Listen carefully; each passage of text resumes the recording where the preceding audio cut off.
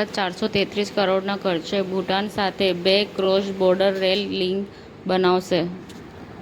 રાજ્યમાં આગામી 5 દિવસ વરસાદી માહોલ, 12 જિલ્લામાં ભારે વરસાદની આગાહી.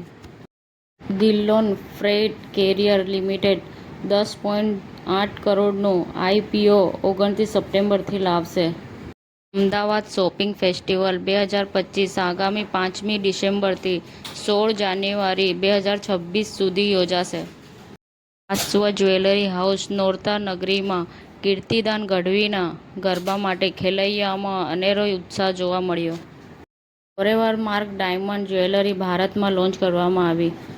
મહાત્મા મંદિર, ગાંધીનગર આગામી તારીખ 3 અને 4 ઓક્ટોબર 2025ના રોજ ડિજિટલ ઇન્ડિયા, જમીન વ્યવસ્થાપન અને આપત્તિ વ્યવસ્થાપન ઉપર નેશનલ કોન્ફરન્સ યોજાશે. ભારત અને કેનેડા વચ્ચે સંબંધોમાં સુધારા વચ્ચે કેનેડાએ લોરેન્સ બિશ્નોઈ ગેંગને આતંકવાદી સંગઠન જાહેર કર્યું. કેરળ વિધાનસભાએ મતદાર યાદીમાં એસઆઈઆર વિરુદ્ધ સર્વાનુમતે ઠરાવ પસાર કર્યો. દીનદયાળ સ્પર્શ યોજના 2025માં એફડી સ્કૂલના વિદ્યાર્થીઓની ઉત્સાહભરી ભાગીદારી જોવા મળી. સમાચાર ટુડે ન્યૂઝ ચેનલની ટીમ અને જે સત્ય છે તે જ બતાવશે. આપ જોતા રહો સમાચાર ટુડે ન્યૂઝ ચેનલ. ગુજરાતની ધરતીનું ગુજરાતીઓ માટે જ, એટલે કે સમાચાર ટુડે ન્યૂઝ.